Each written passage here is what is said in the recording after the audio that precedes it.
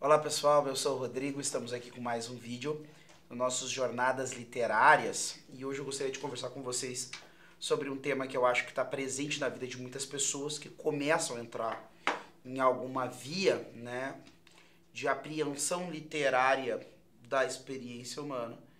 E quando eu falo em alguma experiência de apreensão literária, eu estou aqui espraiando a coisa para tudo, qualquer narrativa ficcional que você possa entrar em contato, né, mediante a palavra escrita, certo? Eu não estou entrando no mérito do que é melhor, do que é pior, do que não é, do que não. Não, você começou. Você tem um determinado momento da sua vida que você dedica, eu não sei se isso é enquanto você está se transferindo de um lugar para o outro, ou se você está indo então para ou se você retira, sei lá, 10, 15, 20, 30 minutos do seu dia para ler alguma coisa, ou então se você faz isso em qualquer momento do seu dia. Você tem a leitura de histórias de ficção escritas, né? Você, claro, essa leitura é escrita. Se você tem a leitura de histórias de ficção como uma coisa que está aprendendo na sua vida, né? Independente do local que você faz isso, ou independente do que aconteça. É um hábito que existe. Eu vou subentender que, obviamente, por prazer, certo? Porque eu estou pensando aqui em todos os momentos em que você teria liberdade para fazer qualquer outra coisa. Você decide optar, né, por esse momento, investir o seu tempo, né, em leituras, tá? De ficção, especificamente, que é disso que nós estamos falando, certo? E, muitas vezes, a pessoa ela é introduzida no mundo da leitura através de um determinado gênero, que é o primeiro gênero com o qual ela se encontra. Depois de leituras mais primárias, todos nós, quando começamos a ler, via de regra, passamos por aqueles livros. E até se tem uma certa dúvida até de chamar de livro, mas é livro sim. Né? Aqueles livrinhos infantis, que na verdade não é nem colado nem costurado, ele é com clips, quase como com um gibi. Aí tem uma baita ilustração e um parágrafo de 2 ou 3 linhas. Essa é a girafa Lili. Lili gosta de viver na floresta. E assim por diante, certo?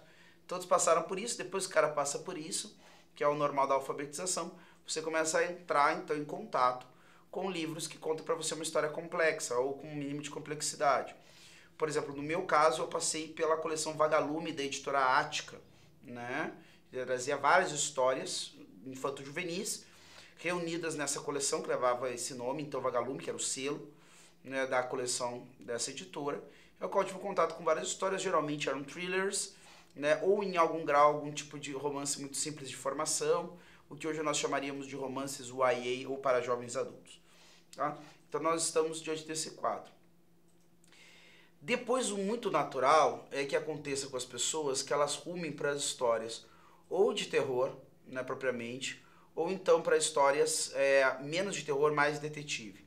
Então todo mundo também no começo da sua vida literária, que já tem um hábito mais arraigado de ler, certo? E quando eu falo de vida literária, a pessoa fala assim, a pessoa realmente tem a literatura na vida dela, né, de maneira ainda que talvez esporádica, não leio todo dia, mas 2 ou 3 vezes por semana a pessoa lê, certo? Eu não estou falando de quem leu 2, 3 romances na vida, por mais que goste muito. Eu sei que tem algumas pessoas que às vezes leram, né, 2 ou 3 coisas, e essas 2 ou 3 coisas que elas leram, elas adoram. São livros basilares para elas. Elas tiram ali, então, elementos, exemplos, referências, né, alegorias e tudo mais. Mas isso não é vida literária, certo? A gente tem uma peça de literatura que tem uma grande importância para a vida dessa pessoa. Ok, ótimo. Tá? Mas não é porque você teve, por exemplo, um carro que você adora e que tem um super envolvimento, aquele carro você saiu pela primeira vez com a sua esposa hoje em dia, e naquele carro você sai com seus amigos e parará e não sei o que, e foi naquele carro que o fulano, que é meu brother, aconteceu tal qual, tá, beleza. Você tem um carro que é uma peça automobilística que tem um papel enorme na sua vida. Você não é um colecionador de automóveis por causa disso, nem tampouco é um apaixonado por automobilismo, porque tem um carro importante na sua vida, certo? Então, ou seja, você tem um livro importante na sua vida, não dá a você, né, geralmente na compreensão da maioria das pessoas, o direito de dizer que existe uma vida literária na sua, tá? Então é isso. Você tem esse hábito, esse costume.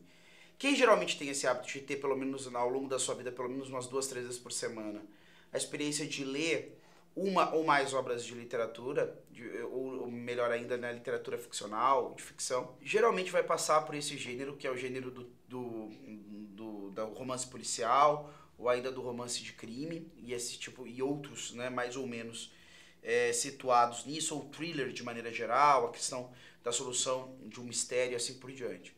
Geralmente se passa por isso, né? Então, no começo, mais ou menos lá pela adolescência, começo da adolescência, vão passar por autores quase todos, Sir Arthur Conan Doyle com seu Sherlock Holmes, Agatha Christie com a sua Mr. Marple, ou ainda mais famoso que ela, o Poirot, certo? Agora nós temos falado bastante desse autor que é o Chesterton, e especificamente das Aventuras do Padre Brown, que pra mim é a melhor coisa que se produziu dentro desse gênero de romance policial, e talvez uma das melhores coisas, certamente uma das melhores coisas que se produziu na literatura ocidental, certo? Agora, para mim, disparado, a melhor coisa que se produziu utilizando esse gênero policialesco. E por que geralmente a gente passa por esses elementos, tá? Via de regra, existe uma inclinação em nós a buscarmos. Nós somos, via de regra, as pessoas minimamente, que têm vida minimamente intelectual, ou ainda que levam uma vida num estilo minimamente humano, certo? Elas têm um instinto de busca. Nós percebemos que existe uma ausência em nós, ou mesmo coisas ruins na nossa vida que precisam ou de uma explicação, ou ainda que existem coisas que faltam que nós devemos buscar. O que é mais ou menos a essência dessas histórias, certo? Muito mais ainda no romance, né, policial, um pouco na coisa do terror, mas o terror envolve ainda outros instintos humanos que nos atrai também para esse tipo de literatura.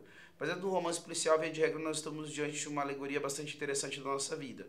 Acontecem coisas ruins, da qual nós precisamos de uma explicação, que em alguma parte ou de alguma forma solucione aquele problema, ou então nós estamos com uma ausência da qual também precisamos buscar e assim por diante. Isso nos excita os sentidos, via de regra, por isso nos atrai, tá? Então nós estamos passando por isso.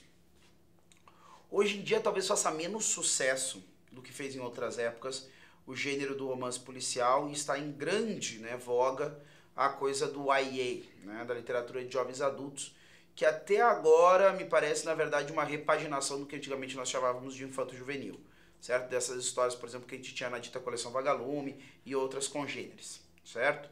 Ou seja, o que é mais ou menos isso? Geralmente a história que envolve um adolescente que está praticamente saindo dessa fase da adolescência, alguns livros digridem um pouco nisso, talvez a baliza vá um pouco mais para baixo, 14, 15 anos, certo? Geralmente não são histórias de crianças, tá? Ainda que possam aparecer, né? Crianças, por exemplo, se nós vamos olhar Uma Ponte para Terabithia, certo? É um livro infanto-juvenil, não pode ser chamado de jovem adulto, mas a gente vê que existem elementos em literaturas como essa que vão aparecer nos livros para jovens adultos.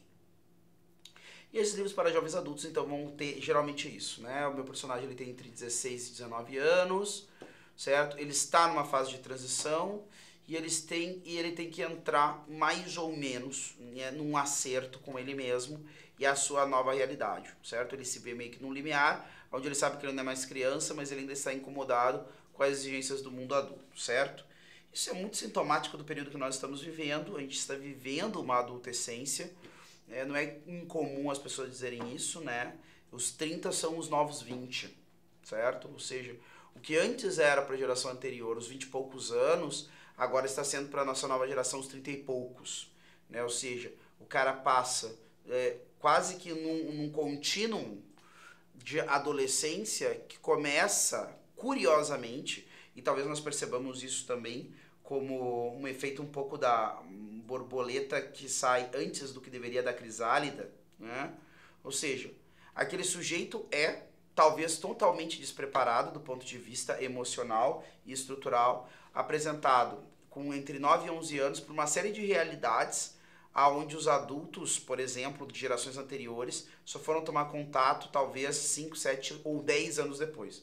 Ou seja, muitas coisas que hoje crianças, né, de 9, 10, 11 anos têm contato, em gerações anteriores era aquilo que o adolescente de 15, 16, 17, 18 anos tinha contato, certo? Elementos relacionados à questão da sexualidade, da violência, de temas como política e religião e assim por diante. Mas curiosamente, mesmo que precocemente apresentados esse tipo de coisa, ao invés de isso gerar um amadurecimento mais rápido, parece que como, né, a borboleta que sai antes do tempo da crisálida, que vai ficar com as asas atrofiadas e tudo mais porque não está perfeitamente formada, vai levar essa atrofia até a sua morte, parece também que essa precocidade gera uma certa atrofia, né? E ao longo da vida, né, aquele sujeito, ao invés de amadurecer mais rápido, vai amadurecer mais devagar. Por quê? Porque ele não tinha preparação nem da personalidade, né, e dos elementos morais da personalidade para saber como lidar com aquelas informações. Ou seja, essa geração recebe informação, né, mas não recebe formação. E de alguma forma aquilo cai e acachapa, né, e achata aquele sujeito. E aquele sujeito vai ter que lidar com um achatamento da própria personalidade. Ou seja, né, é que nem você pegasse uma pessoa que está no período de formação da sua musculatura e botasse um peso muito grande sobre ela. E agora ela vai ter que se desenvolver com um peso enorme em cima de si. Tá? Então a gente percebe esse tipo de coisa. As pessoas estão tendo que lidar com coisas, né, com pesos e com cargas que não deveriam, né, relacionadas a mais diversas coisas. Então a gente tem que pensar também nisso, certo? Tem coisas que não os adolescentes, mais do que serem informados sobre isso ou aquilo, precisam ter ambientes saudáveis de vivência, certo? E desculpem, eu acredito sinceramente que alguns jovens têm ambientes familiares, certo, que descartariam a necessidade de serem prevenidos sobre certas circunstâncias e tudo mais. Mas isso não é bem o tema da nossa conversa. O tema é sobre o que as pessoas estão lendo hoje em dia, né, e por que eu não posso, né, ficar simplesmente aceitando tudo aquilo que o mercado editorial está me jogando hoje em dia. Isso eu falo sem nenhum viés propriamente conservador ou ainda comprometido com qualquer âmbito. A gente percebe que hoje em dia pessoas que, né, que estão num espectro completamente neutro, não estão advogando necessariamente nem nenhum progressismo galopante, nem nenhum conservadorismo, né, mais radical, elas estão percebendo que a coisa está muito ruim dentro do mercado editorial e daquilo que está sendo oferecido para as pessoas. Aquilo que está naquelas bancadas, aquelas ilhas mais ou menos, que mais ou menos se aproveitam que está ali, que é essa dos mais vendidos, quando a gente entra numa livraria, de toda forma. E agora nós estamos de olho nesse quadro. O que a gente percebe dentro desses livros YA? Que nós temos ali, de alguma forma, por que tem interessado tanto um público de 20 e poucos anos em diante esse tipo de obra? Porque parece, né, que muitas vezes os jovens adultos, e eu coloco dentro dessa faixa, inclusive quem deveria estar saindo, eu ouvi uma vez essa expressão, né, num curso, mas aquilo que um curso que eu tive contato uma vez chamou de turbodécada, que é o período entre os 25 e 35 anos, eu estenderia até os 35 anos sim essa baliza, tá? Por que o cara tá com 35 anos, mais radicalmente, né? Mas por que o cara entre 27 e 28 anos tá lendo um livro que trata de um adolescente ou de um ainda adolescente em algum grau, passando por experiências que para ele já estão superadas? De alguma forma parece que essa literatura acaba suprindo o quê? A necessidade de eu entender um processo que eu não vivi de maneira tão consciente quanto eu deveria, porque eu estava distraído com as urgências de um tempo que não era meu. O que eu quero dizer com isso? Qual é que deveria ser o grande foco, né, de uma criança ou de um adolescente? O grande foco de uma criança e de um adolescente é, primeiramente, saber como cuidar da própria mente e da própria alma, certo? Isso é a primeira coisa, certo? Ou seja, como eu faço para acrescer para mim, isso, claro que não ele sozinho, os seus formadores devem estar preocupados com isso. Como eu faço para agregar o maior número possível de boas experiências do campo espiritual e do campo moral, certo? No outro campo é como eu faço para cuidar do meu corpo e da minha saúde, que é o meio de expressão da minha mente e da minha alma. Como é que eu faço isso? Esses são os dois campos. Ou seja, o grande foco deveria ser, né, na formação espiritual, por um lado, formação intelectual, especialmente no campo das humanidades, e entenda isso, né, como o campo das artes, música, literatura e pintura, certo? Ou seja, boa vida moral, boa vida artística, certo? E a questão do físico, ou seja, os exercícios, os cuidados do corpo e assim por diante. Essas três coisas deveriam ser a base da preocupação dos adolescentes, certo? Consumir mais ou menos, ter ou não ter roupa da moda, estar ou não estar com um instrumento, né, com um aparelho desses iPhone, sei lá o que, qual é que é as coisas que as pessoas querem, essas internet, essas coisas todas. Tudo isso deveria ser totalmente secundário, não deveria estar no plano da preocupação dessas pessoas. O tênis, qual é a preocupação que o cara deveria ter? O tênis está dando conta do que eu tenho que fazer com ele, a roupa que eu tenho que usar está dando conta do que eu tenho que fazer com ela, e acabou, certo? E aí eu teria um quadro claro. Sexualidade é uma coisa que eu não deveria nem passar pela, sabe? Simplesmente deveria saber o seguinte, né? Aquilo que é necessário saber por conhecimento natural das pessoas civilizadas, mas entender que o sexo tem uma série de implicações para o ser humano, do ponto de vista psicológico, né, e também material. Isso aqui eu não estou colocando nenhum especial revestimento religioso ou mesmo de cunho, mas sabe, o fundamental das coisas, certo? Da sexualidade, que até está meio abarcado dentro da ideia de educação sexual hoje em dia. Mas é isso, né? Bom, existe sexualidade humana, ela gera as crianças, parará, tem a ver com envolvimento afetivo. Eu vou sempre estar me expondo dentro de uma relação sexual, não é brincadeira, não é correr no parque, não é fazer qualquer atividade inócua dessa, né? Ter uma relação sexual com alguém não é como comer um snack, não é como tomar um refrigerante e tudo mais, ou seja, não é uma mera fonte de prazer e tudo mais, certo? Coisas muito básicas, né, própria, né, do uso racional de qualquer faculdade que nós tenhamos. Não precisa necessariamente ter nenhum revestimento religioso, isso ou filosófico, certo? É o razoável de pessoas saudáveis, tá? E depois, quando estiver na vida adulta, eu começo a me preocupar com esse negócio. O que nós temos? Temos o contrário. O cara meramente estuda, né, para dar conta de uma exigência social. Ele está pouco se importando se ele aprendeu ou não aprendeu aquilo ali, porque afinal de contas o que importa é a nota. Então ele tirou a nota que ele precisa, se ele não aprendeu ou não aprendeu, pouco importa. Né? Obesidade de todo tipo, sedentarismo de todo tipo só cresce, estimulado por um negócio que deveria ser secundário, mas que parece ser essencial à vida, que é a internet, todos os seus produtos e assim por diante, certo? Ou seja, o cara passou completamente alienado de si mesmo a sua adolescência e a entrada na vida adulta. Então ele precisa revisitar essas experiências. Ele precisa revisitar aquilo que ele não viveu. Através do quê? Através de um arquétipo literário.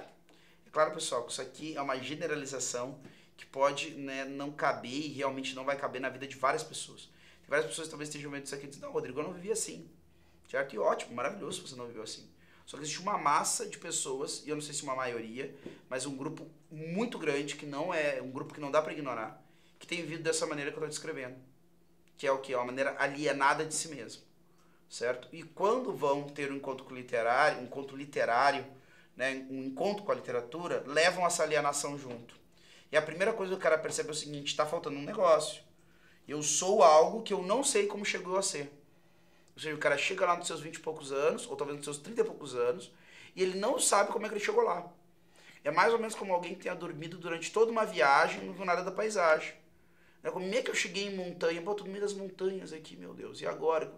Sim, mas tu não viu que tu saiu lá de baixo, o trem foi subindo, aí ele passou por uma ravina, aí ele subiu por um túnel, aí teve que descer de novo, aí ele subiu novamente, agora tá na montanha. Esse trajeto todo o cara não se deu conta, porque ele estava preocupado em quê?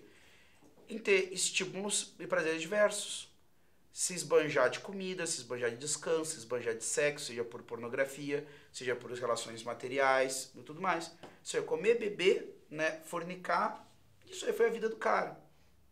E tudo que ele deveria fazer ele não fez. Então ele está numa crise. E esses livros YA dão conta de, através do personagem, eu me tornar consciente de alguma experiência humana, de alguém que passou por aquilo que eu passei, né? Mas eu passei de maneira alienada, tá? Passei de maneira alienada porque eu estava me preocupando com tudo, menos com a personalidade que eu deveria formar durante esses anos, certo? Então, de alguma forma, o cara tem, e é interessantíssimo, que tem pessoas hoje em dia que elas não conseguem transcender esse tipo de literatura, certo? E eu começo a ter um travamento, né? E aí eu diria assim, gente, aí começa um campo, né, da experiência literária que o cara mais vai se prejudicar através dela do que se ajudar. Eu diria assim, se você está preso num determinado estilo literário, eu não estou mandando, porque eu não posso mandar em ninguém, né? Mas eu estou dizendo assim, se você está preso num determinado estilo literário e você só gosta de ler um determinado tipo de literatura, certo? Via de regra não os clássicos, tá? Mas geralmente isso você tem que se questionar. Por que eu tô travado aqui? Ou ainda admitir, eu não gosto de literatura. Eu não gosto da prática humana de tentar trazer experiências universais relevantes para os homens de todos os tempos e descrevê-las de maneira verossímil, a ponto de fazer uma, né, como a gente pode chamar, a gente abrir mão da incredulidade, certo? A gente realmente pegar e dizer assim, não, no momento da leitura eu consigo crer naquilo que está sendo descrito. Ou seja, não é isso que te interessa, certo? Ah, não, me interessa por essa experiência humana descrita de diversas formas. Eu gosto dessa experiência humana descrita através do gênero de terror, eu gosto de experiência humana descrita através de um romance, eu gosto através de um thriller, eu gosto de... Ah, bom, então você gosta de literatura. Aí você tem vida literária. Agora, se a única coisa que você lê é um determinado gênero, certo? Ou ainda mais, esses gêneros cada vez mais superficiais, como a questão do YA e tudo mais, e isso aí eu não tô nem fazendo aquela coisa de alguns radicais. Ai, a vida é muito curta para não ler só clássicos, certo?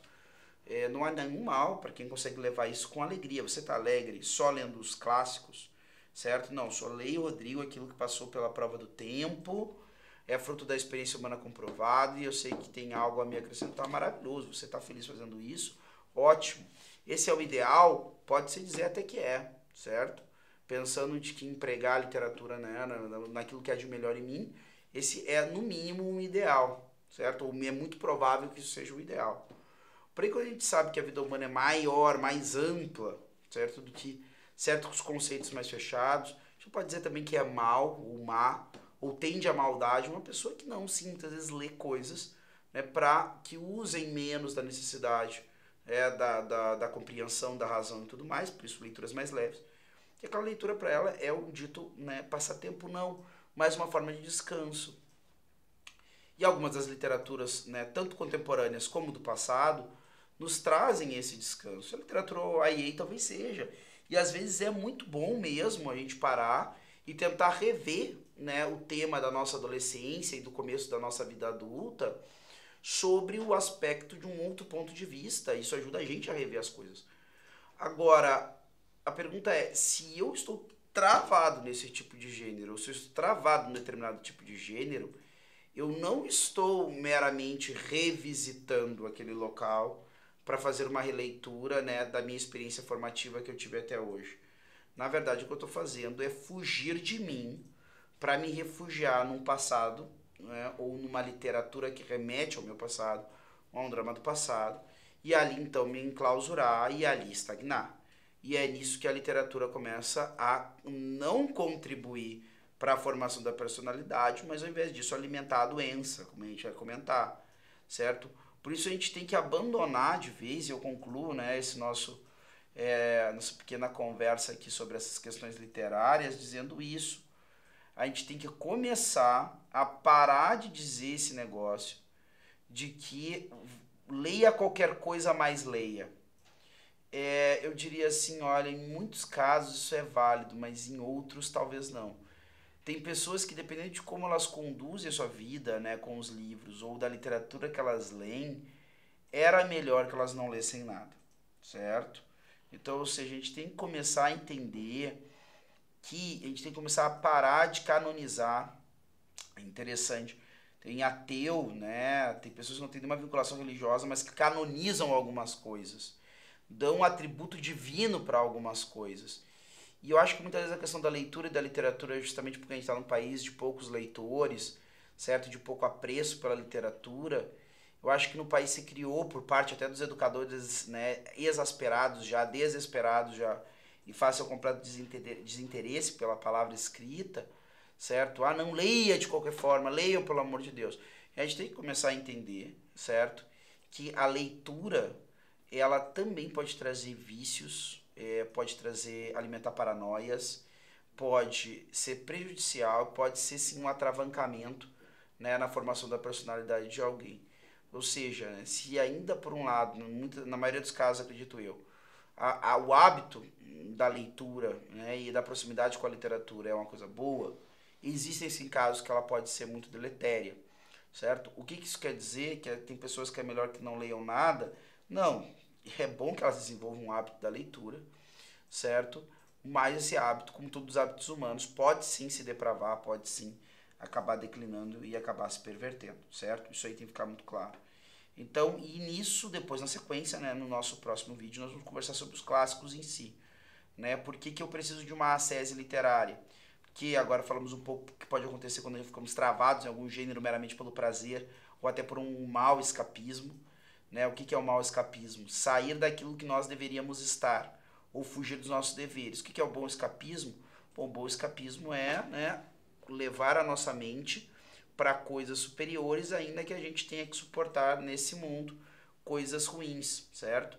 Eu não posso dizer que é um escapista o preso, como diria o Tolkien, um preso que pensa em coisas que não são da prisão, um preso que pensa em coisas que estão para além dos muros aonde eles estão. Isso aí não é um mau escapismo, é um escapismo bom, certo? Então a gente vai tentar perceber isso. A gente vai tentar ver com os clássicos, por que a gente não deve ter medo dos clássicos, certo? E por que tem muitos clássicos que às vezes são muito mais acessíveis e até muito mais compreensíveis do que muitas obras literárias contemporâneas ou ainda escritas no século passado ou ainda nesse século. Certo? Ficamos por aqui. Até o nosso próximo encontro, nossas jornadas literárias.